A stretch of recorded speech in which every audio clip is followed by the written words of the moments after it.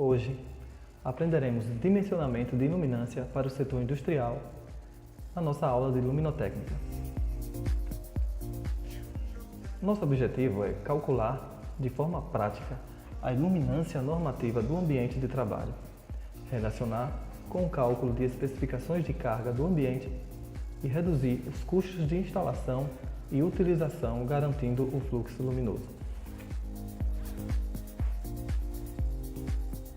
Para isso, precisaremos aprender a determinar a área local, definições das cores do ambiente e qual tipo de iluminação devemos utilizar para determinado ambiente, calcular a iluminância para o local de trabalho e as disposições das luminárias nas áreas de aplicação. O método utilizado será o método de lumens.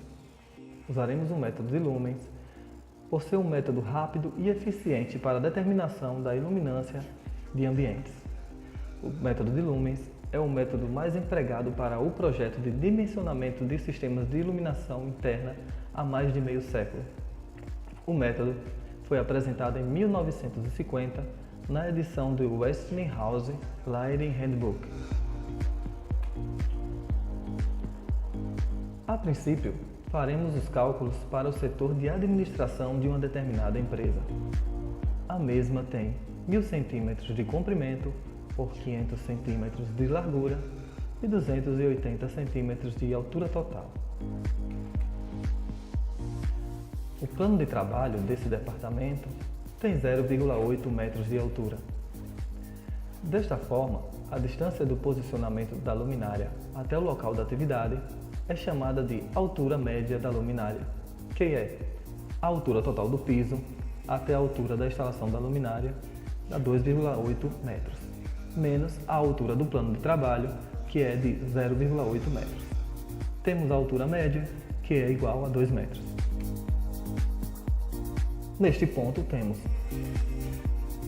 10 metros de comprimento, 5 metros de largura, dando um total da área em metros quadrados de 50 metros quadrados, e a altura média da luminária em relação ao plano de trabalho é de 2 metros. A refletância luminosa é a relação entre a luminosidade refletida por uma superfície e o fluxo luminoso que incide sobre ela, denominado de fator de reflexão. Isso se dá à propriedade da superfície que permite que a mesma reflita a luz. Isso está diretamente ligado a uma superfície regular ou difusa, bem como a cor da mesma, entre outros fatores.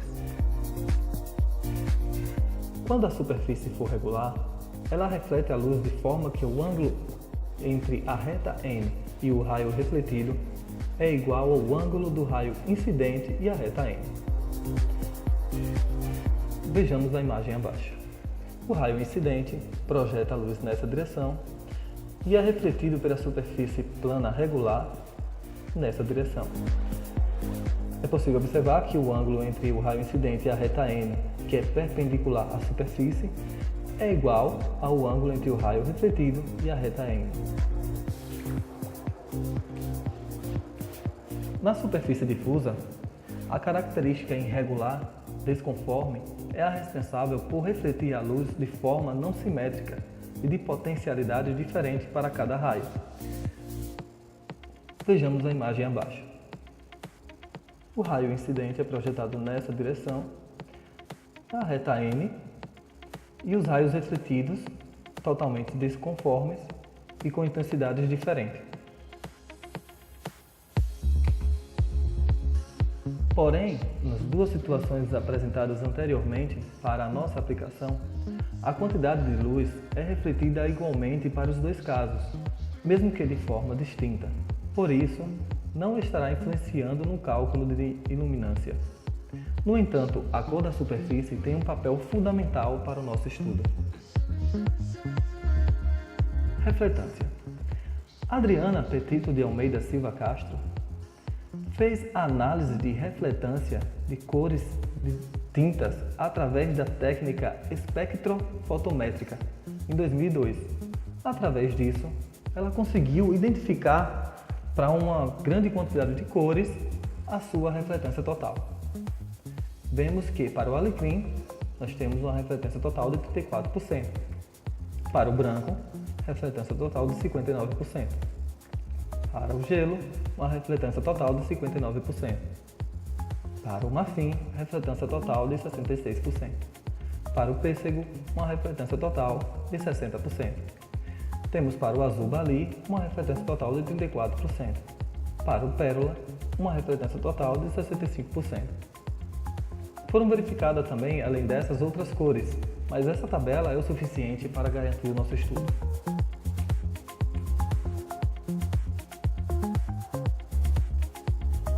Usaremos para o nosso estudo a cor marfim com 66% de refletância. Nesse instante da nossa aula, além do que já aprendemos, temos as seguintes informações do nosso setor de administração.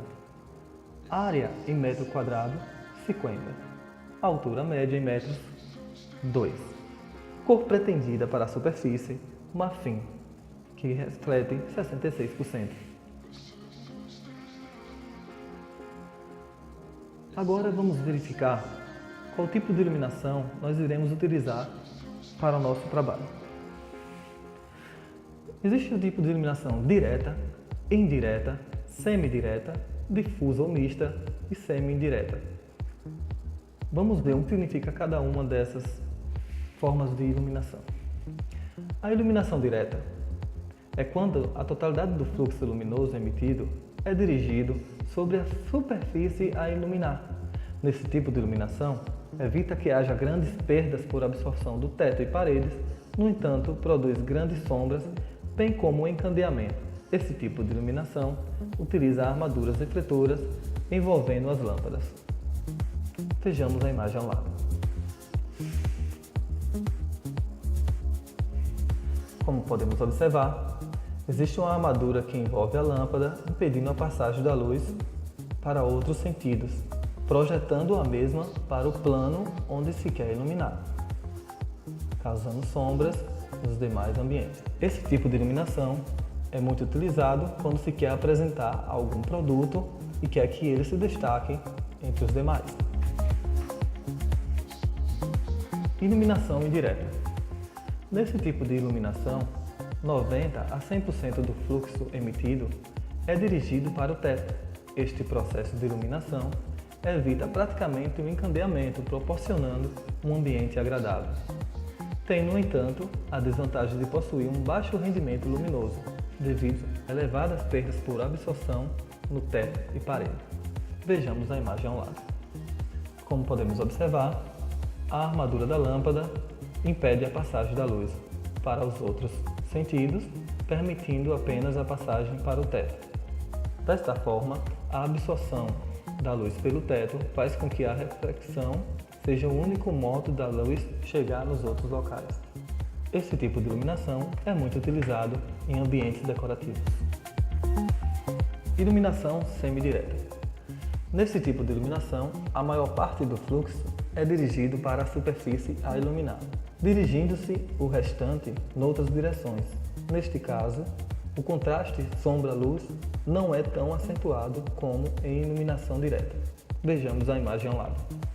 Como podemos observar, a armadura da lâmpada projeta a maior parte da luz naquele objeto ou no plano onde se quer iluminar, mas também permite a passagem de luz para outros sentidos, diminuindo assim o contraste entre sombra e luz. Iluminação difusa ou mista. O fluxo luminoso distribui-se uniformemente em todas as direções. Não há praticamente zonas de sombra, bem como o encandeamento. Uma boa parte do fluxo chega à superfície a iluminar por reflexão no teto e paredes, como podemos observar na imagem ao lado. A armadura que envolve a lâmpada é um difusor, fazendo com que a luz seja refletida em todos os pontos uniformemente. Para os pontos mais próximos, mais iluminados, mais distantes, menos iluminados. Iluminação semidireta. Aqui, cerca de 60 a 90% do fluxo é dirigido para o teto. Esse processo de iluminação evita praticamente o encandeamento, proporcionando um ambiente agradável. Tem, no entanto, a desvantagem de possuir um baixo rendimento luminoso devido à elevada perda por absorção no teto e parede. Observe a imagem ao lado. Podemos observar que a armadura da lâmpada permite a passagem da luz para todos os lados. No entanto, a permissão maior em direção ao teto. Observemos que as luminárias do tipo difusa é a que melhor atende às características do nosso ambiente de trabalho a ser iluminado, pois ela apresenta menor perda por reflexão, menos ofuscante e menor distribuição da iluminação. Uma publicação da LED News, em 24 de 8 de 2015, disse que, atualmente, uma pessoa compra uma lâmpada verificando os watts, mas os watts da lâmpada significam o quanto de energia que essa lâmpada consome e não a quantidade de luz que essa fornece. Se você quer saber a quantidade de luz, brilho, gerada por uma lâmpada, você tem que procurar pelo número de lumens que essa lâmpada produz. Quanto mais lumens, mais luz. Ainda segundo a publicação, uma lâmpada incandescente comum consome 60 watts para produzir 800 lumens. Uma fluorescente compacta pode produzir os mesmos 800 lumens, consumindo apenas 15 watts. Lâmpadas de LED são ainda mais eficientes. Abaixo, uma tabela de valores em lumens por watts que tipos comuns de lâmpadas produzem. Podemos destacar o diferencial entre a lâmpada incandescente, que é 15 lumens por watts, lâmpadas fluorescentes tubular, 75 lumens por watts, e os LEDs, 140 lumens por watts. Existem vários estudos que comprovam a eficiência do diodo emissor de luz em termos de iluminação. Porém, hoje, a fluorescente ainda é dominante no mercado industrial. Por este motivo, estaremos utilizando a fluorescente tubular como base nos nossos projetos de iluminação. E por fim, faremos a comparação com o uso de LEDs. Iluminância. Luminância é igual ao fluxo luminoso dividido pela área vezes eta vezes d, sendo S a área de comprimento em metros quadrados, E a iluminância desejada em lux, M o fator de utilização e D o fator de depreciação. Temos na nossa instalação os seguintes dados: área em metros quadrados 50, altura média 2 metros. A cor pretendida é o marfim, com reflexão de 66%. Temos também o tipo de iluminação que iremos utilizar, que é a fluorescente. Precisamos encontrar então o fluxo luminoso, o fator de utilização e o fator de depreciação. Na NBR 5413 de 1992, nos apresenta uma tabela de iluminâncias por classe de tarefas visuais. A iluminação geral, para áreas usadas interruptamente ou com tarefas visuais simples, é classificado como A.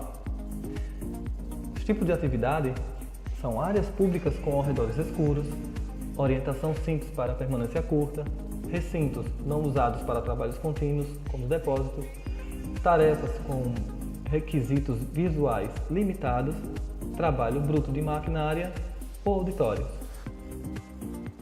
Para cada uma das atividades, nós temos 3 tipos de luminâncias em lux.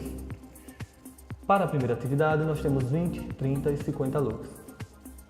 Futuramente, iremos identificar como selecionar o tipo de iluminância para a tarefa ou atividade que nós iremos realizar. Na classe B estão as iluminações gerais para áreas de trabalho, tarefas com requisitos visuais normais, trabalhos médios de maquinária e escritório, é de 500, 750 ou 1000 lux. Tarefas com requisitos especiais, gravação manual, inspeção, indústrias de roupas, de 1000, 1500, 2000 lux. Classe C. São iluminações adicionais para tarefas visuais difíceis. Tarefas visuais exatas e prolongadas, como eletrônica de tamanho pequeno, 2000, 3000 a 5000 lux. Tarefas visuais muito exatas, montagem de microeletrônica, 5.000, 7.500, 10.000 lux. Tarefas visuais muito especiais, como cirurgia, 10.000, 15.000 e 20.000 lux. Ainda na NBR 5413, temos uma tabela de fatores determinantes da iluminação adequada. Nessa tabela, temos a característica da tarefa e a do observador. Para cada característica, um peso. Então, se nós temos pessoas trabalhando com idades inferiores a 40 anos, nosso peso é menos 1. Se são de 40 a 55 anos, peso 0. Superior a 55 anos, peso mais 1. Velocidade e precisão. Se a velocidade ou precisão for sem importância, peso menos 1. Se a velocidade e precisão forem importantes, peso 0. Se a velocidade e a precisão tiver muita importância, for crítica, peso mais 1. Refletância do fundo da tarefa. Se for superior a 70%, peso menos 1. Se for de 30% a 70%, peso 0. Se a refletância for inferior a 30%, peso mais 1. Na norma, temos algumas informações que nos ajudarão a entender melhor como identificar esses pesos. Vamos à norma. Esta é a NBR 5413, Iluminâncias de Interiores. Nessa norma, existem vários dados que nos ajudam a identificar qual o tipo de iluminação que devemos escolher para um ambiente de trabalho. Como nós estaremos identificando qual tipo de luminância que nós estaremos utilizando para o nosso escritório de administração, utilizaremos a tabela número 2. Posterior a ela, temos algumas informações que nos ajudam a identificar qual fator de iluminação que nós devemos utilizar. No item 5.2.4.2, o valor mais alto das 3 luminâncias deve ser utilizado quando a tarefa se apresenta com refletâncias e contraste bastante baixos. Os erros são difíceis de correção.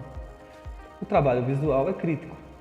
Alta produtividade ou precisão são de grande importância. A capacidade visual do observador está abaixo da média. Como exemplo de precisão, pode-se mencionar a leitura simples de um jornal versus a leitura de uma receita médica, sendo a primeira sem importância e a segunda crítica. Nosso trabalho é em um escritório. As leituras e utilização de um teclado de computador são mais comuns em nosso trabalho. As teclas do computador são comumente pretas com letras brancas, tornando-se um contraste bem visível. Portanto, iremos utilizar o valor mínimo, que é de 500 lux. Os valores mais baixos das 3 luminâncias podem ser usados quando refletâncias ou contrastes são relativamente altos. B. A velocidade ou precisão não são importantes. C. A tarefa executada ocasionalmente.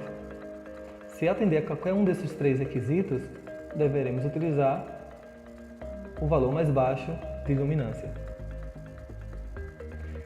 Para o nosso caso, a refletância ou contraste são relativamente altos e a velocidade e precisão não são muito importantes. Voltamos então à nossa tabela. A idade, nós escolhemos de pessoas com idade inferiores a 40 anos. Caso, na sua empresa, for comum pessoas de 40 a 55 anos, alterar essa informação. A velocidade e precisão, para nós, é sem importância. E a refletância do fundo da tarefa, como é uma boa refletância, vamos escolher de 30 a 70%, que é o pior caso para o nosso ambiente de trabalho. Sendo assim, temos que, referente à idade, o peso é menos 1. A velocidade e precisão, o peso é menos 1. A refletância, o peso é 0. Logo em seguida, na norma, mostra o procedimento para o uso da tabela de fatores determinantes da iluminação, que, segundo a própria norma NBR 5413, diz que devemos usar a iluminância inferior do grupo quando o valor total for igual a menos 2 ou menos 3. A iluminância superior quando a soma for mais 2 ou mais 3. E a iluminância média nos outros casos. Em nossas somas temos menos 1 mais menos 1 mais 0, que é igual a menos 2. Portanto, utilizaremos a iluminância de 500 lux.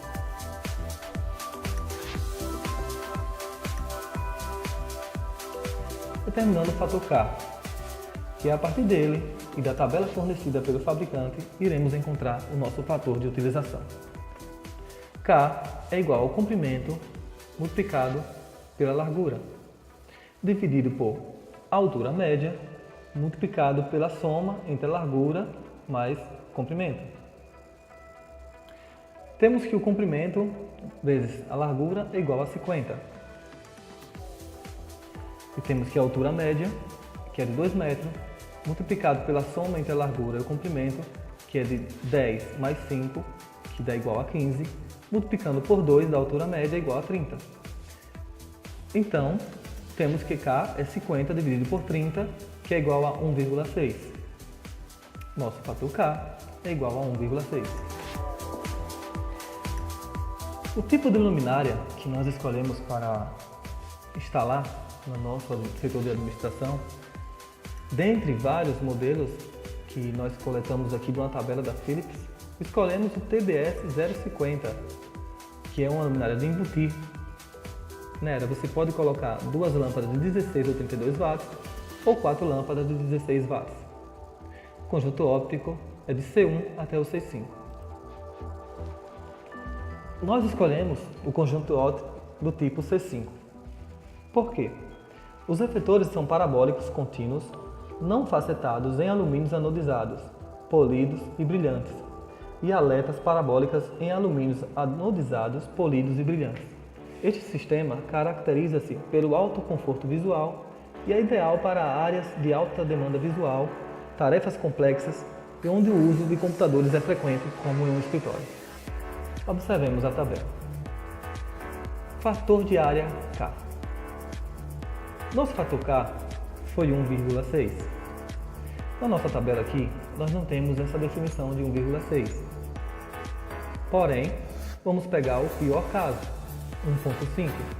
Para essa numeração aqui em cima, nós temos que a primeira é a refletância do teto, a segunda a refletância das paredes e a terceira a refletância do piso. No nosso caso, a refletância do teto é de 66%. E a das paredes também será de 66%. Por ser um setor de administração, teremos também um piso claro.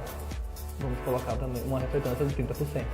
Como nós escolhemos o pior caso no fator de área K, para esse caso aqui da refletância do teto, nós vamos considerar que 70% é a nossa refletância, mesmo que a nossa refletância é de 66%.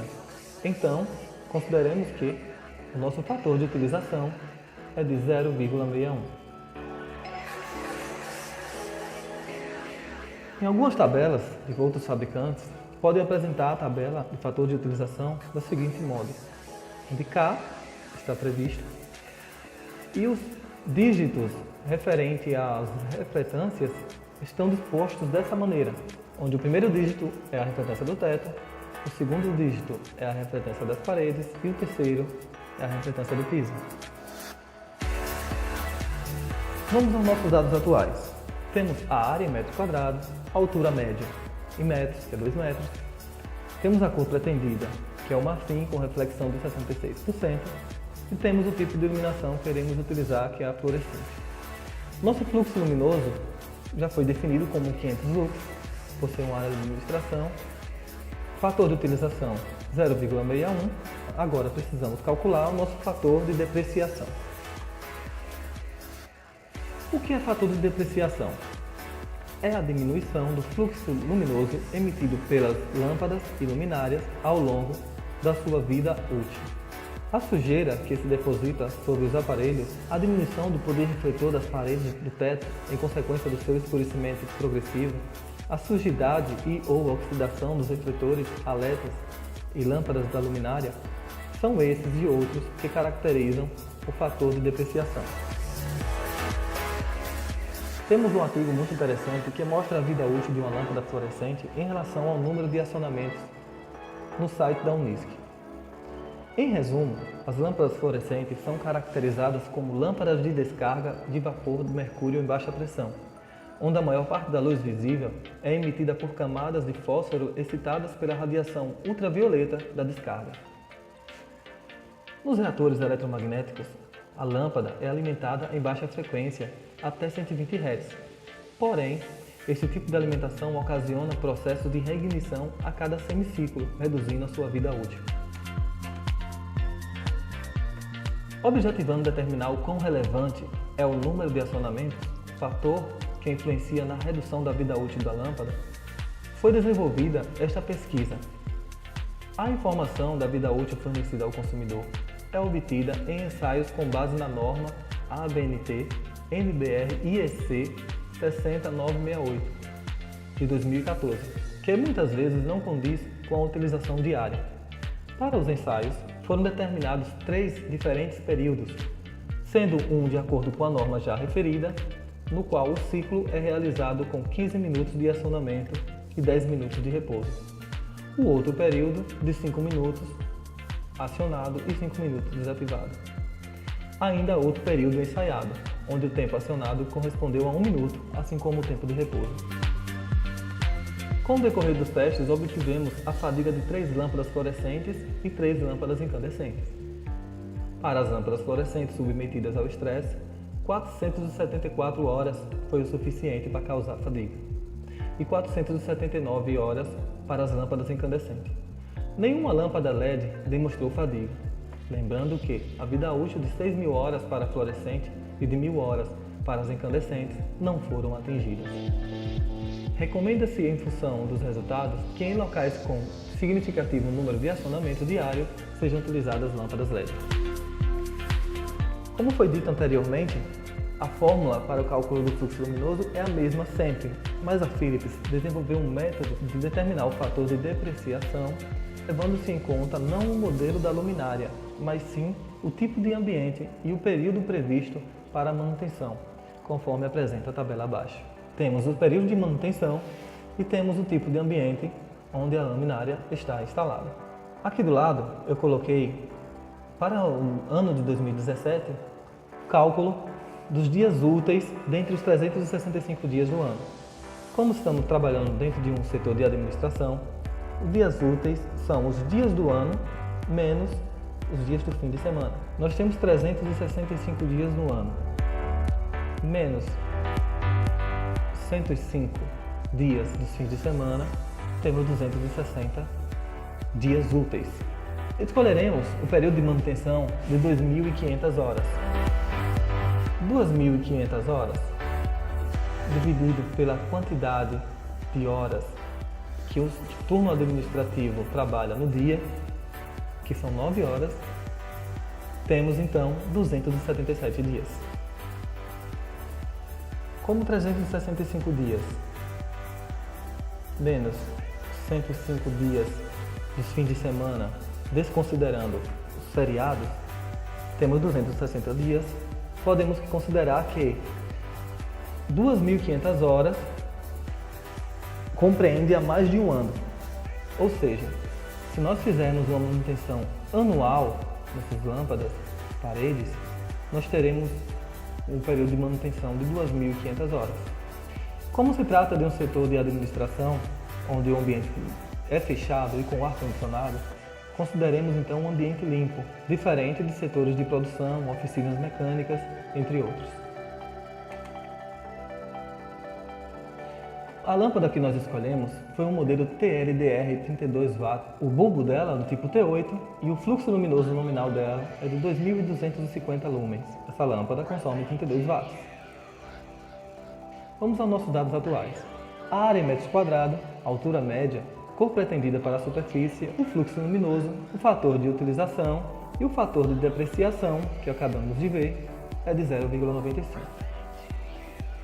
Calculando. Nosso fluxo luminoso, devido à forma prevista anteriormente, é igual a iluminância em lumens vezes a área, dividido por eta, que é o fator de utilização, e d, que é o fator de depreciação. Sabemos que a nossa iluminância é 500 lux. E sabemos que nossa área é 50 metros quadrados.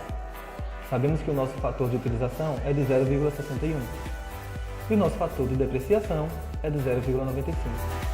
Calculando, dá igual a 43.140,64 lumens. Esse aqui é o fluxo total do nosso setor de administração. Para sabermos o número de luminárias que precisaremos para atingir essa necessidade, temos que o número de luminárias é igual ao fluxo total dividido pelo fluxo da luminária. O fluxo total é 43.140,64. O fluxo da luminária é 2 vezes 2.250, que é o total de lumens que uma lâmpada de 32 watts consegue emitir. Como para cada luminária são 2 lâmpadas, temos 2 vezes 2.250, total 4.500. Dividindo esse valor, é igual a 9,586 luminárias. Não tem como a gente colocar 9 luminárias e meia. Para isso, aproximamos esse valor para 10. Para conseguirmos posicionar as lâmpadas no nosso setor de administração, eu projetei uma sala e um programa muito utilizado, que é o Dialoop. Desenhei uma sala com a metragem pretendida e a partir daí vamos posicionar nossas luminárias.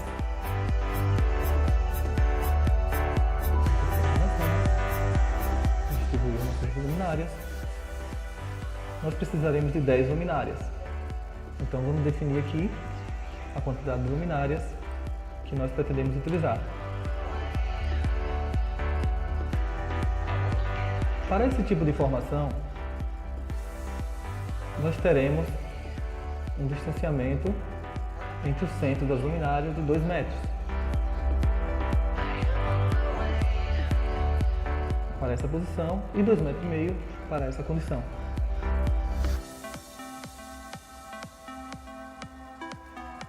Para esse tipo de arranjo, recomenda-se esse posicionamento das luminárias, porque dessa forma você vai diminuir o espaçamento entre os fluxos de luz.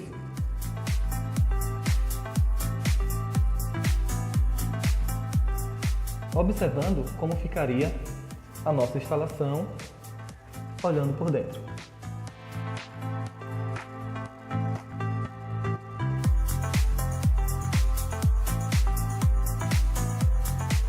Como vocês podem ver, uma boa distribuição da iluminação na nossa sala.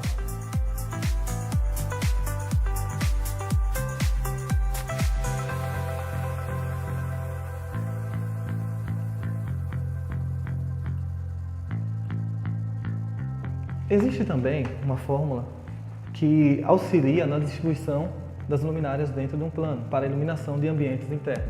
Essa fórmula, ela diz que a distância entre as luminárias tem que ser de no máximo 1,5 vezes a distância entre o plano de trabalho e a altura da luminária. Para isso, vamos colocar um cubo. Vamos definir a altura de 0,8, que é a altura do nosso plano de trabalho. Vamos posicioná-lo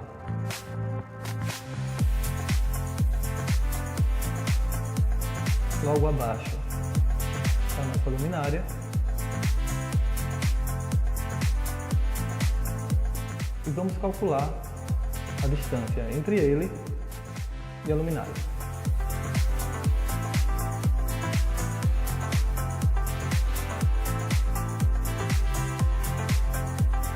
Nós temos a distância de 2,010 metros.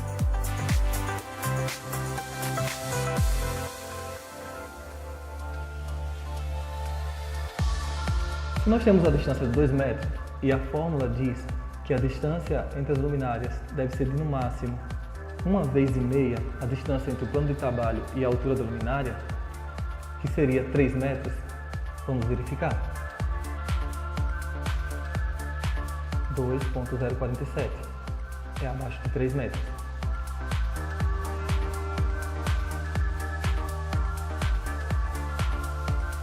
– 2,52 metros é menos do que 3 metros. Então devemos entender que essa disposição das luminárias atende à necessidade da nossa sala em termos de iluminação e também atende às regras de distribuição. Foi também projetado uma sala para visualizarmos melhor o nosso setor de administração.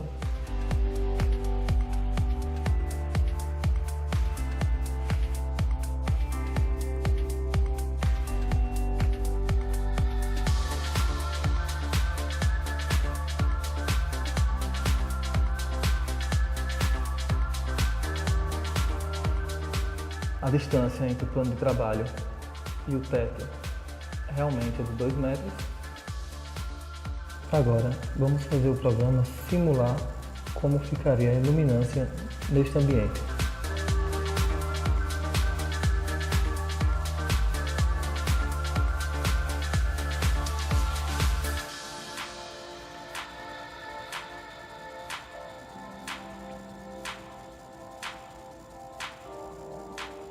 Agora está mostrando a iluminância do nosso plano de trabalho.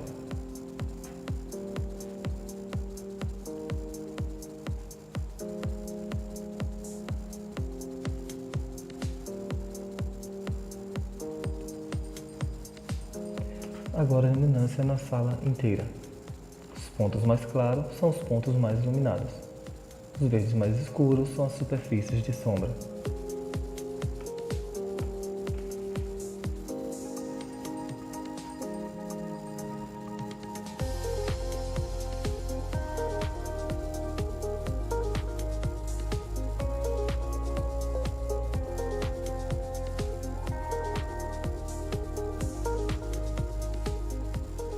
Agora vamos simular que estivéssemos usando uma quantidade menor de luminárias.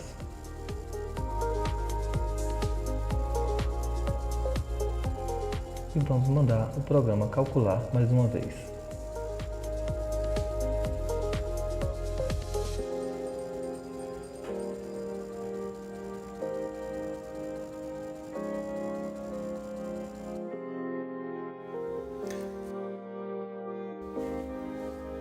Se diminuirmos a quantidade de luminárias, nós teremos apenas 274 lux. Esse valor não atende às normas técnicas NBR 5413.